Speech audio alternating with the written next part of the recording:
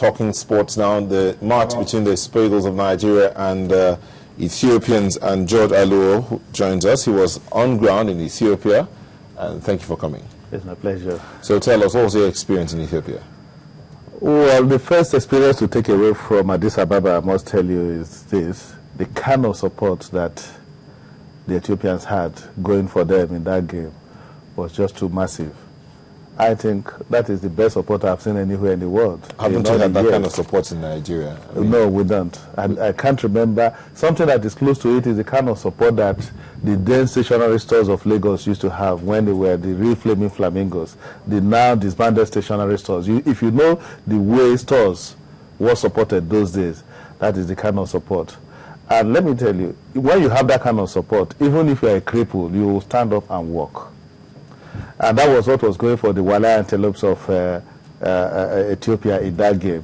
But you must commend the Super Eagles, because they were pitted against a team that had very, very massive support. They were playing in a high altitude region, and you know what that means. Even when you are walking on the street of Addis Ababa, you will gap for breath. Yeah. And then when you're on the field of play, it's better experience. You need to be on ground. People will say, oh, these boys, how come they were struggling against Ethiopia? But I now understand why it is a difficult terrain for you to play in Addis Ababa. And you now see that is why Ethiopia had not lost a game until the one they lost to Nigeria. South Africa went there, Central African Republic went there, Kenya went there, they all fell. But when you play in that high altitude region, you find it difficult. And you saw it even in the game of our boys. In the last 15 to 10 minutes, the Ethiopians almost got an equalizer, if not for the experience that came into play. So I think the boys really put up a very good performance against the kind of opposition. And things worked out for us because of planning, and that is what we talk about, proper planning. For the first time, we have to commend the government, the federation, the soccer federation, NFF, the stakeholders, the supporters club, everybody, even the players. The players arrived camp early. 4 days they had in Abuja training. Then there was this plan that, okay, arrive on match day, on the eve of the game. We arrived on Saturday morning, had a workout at the stadium. President Goodluck Jonathan paid a surprise visit to these players in their training on the eve of the game. And he told these boys, hey, gentlemen, you must give it to Nigeria. And this was, Ethiopia is not a place where you have a large Nigerian community. Yeah. This is one country that I'm surprised that you don't find Nigerians that much. But because we went with a large number of Nigerians, the Eagles did not lack support. The supporters club were able to match the fans. You need to see the street. On the eve of the game, everywhere was taken over. It was like a carnival. Yeah. So the people were behind their team. Old women, aged fathers, children. Everybody was in their national color. So you can see it. You don't have that kind of support going for you in Nigeria. What you have here is people wearing Man U, people talking of Arsenal, people talking about Barcelona. You are not passionate about our national team. That is one experience that I saw in Ethiopia. Everybody out there, if you go to the pubs, if you go to the hotels, everybody was talking about Ethiopia beating Nigeria. And they were all in their national colors. Because if you go to Nigeria, you see people going to the stadium with putting on all manner of dresses. But here, the Ethiopians painted that stadium in their national color, blue and yellow. You can see it.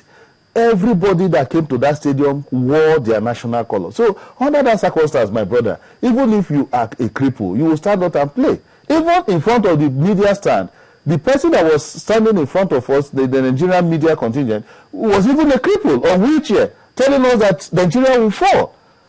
You understand? So under that circumstances, the people came out to fight for their country. Listening to here, I'm just amazed. But was it the support that drove them to attacking the... Yes, the support. In fact, like I told you, with that kind of support, the players came out fighting with the last drop of their blood. They wanted to win for their country. You understand? They were so passionate about it. So when they came out fighting, you can see it in them. They were fired up by their countrymen. So, but the Eagles were able to absorb all the pressures in the first 20 minutes of that game. Then we were lucky not to have considered that. And you see the kind of fighting spirit we had.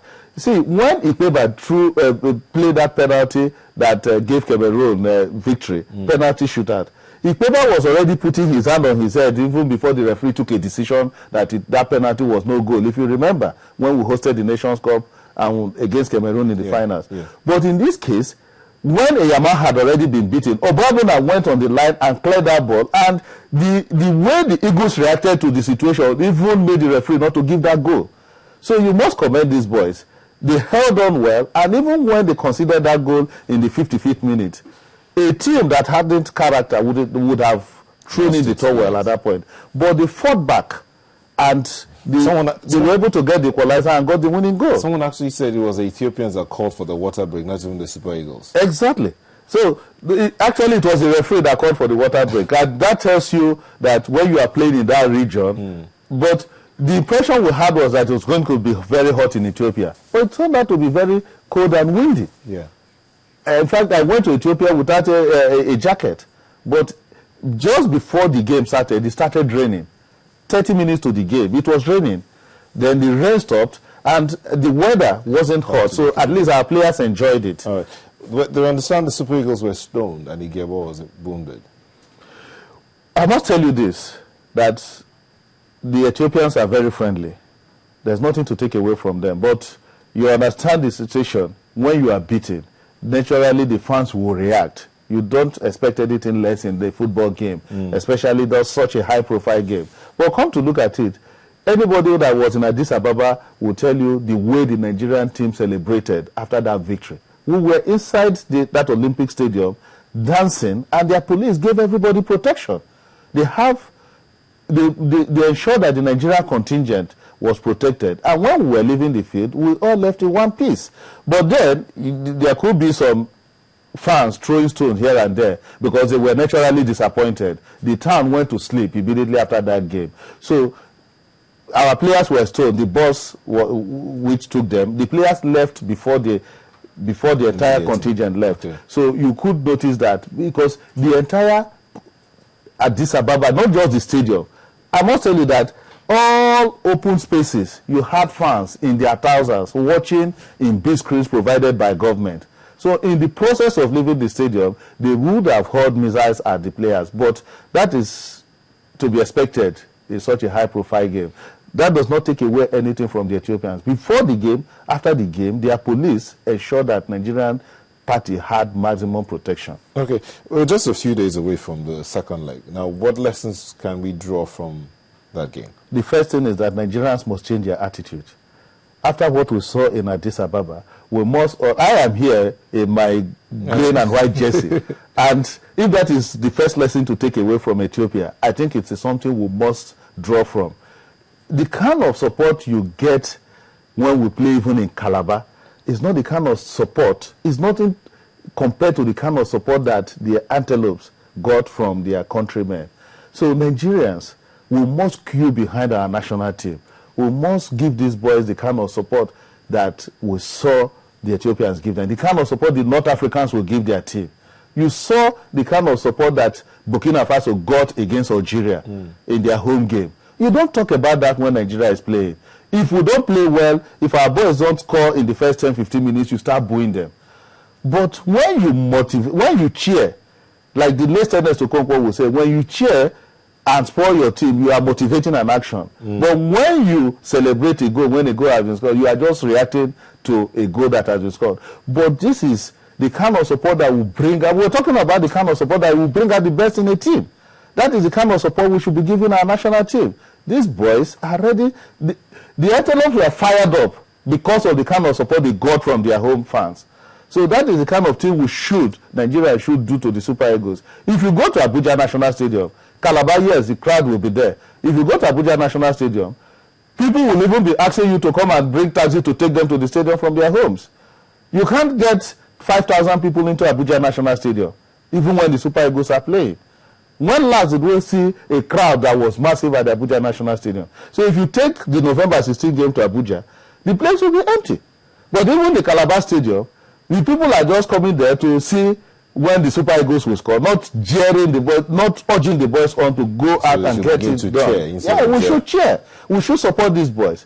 Because if not for the doggedness on the part of these players, they wouldn't have survived the game in Ethiopia. I must tell you, the boys played and played very well. For them to have held on, I saw the game myself. I was there, and the high altitude is a difficult terrain to play. Okay, Judd, well, we're out of time, but one last question. Keshi, at the end of the match, said that they're going to play the Wale Antelopes as though they have never played them when they come for the home leg. Now, how should that game be approached? Some people have talked about the midfield not being what it should be and all that. So how should we approach this game? We should approach it as if the first leg has not been played. Because the Antelopes that I saw, they are coming here determined to see if they can still get something out of that game. So we won 2-1. The game is in our hand. We are one step very close to Brazil. But we shouldn't begin to celebrate as if it is all over, because we still need to concentrate and get a result at home. All right, thank you very much. Thank you. We're speaking with Judd Aluo, roving editor of the Sun newspaper. He was in Ethiopia and he watched the game.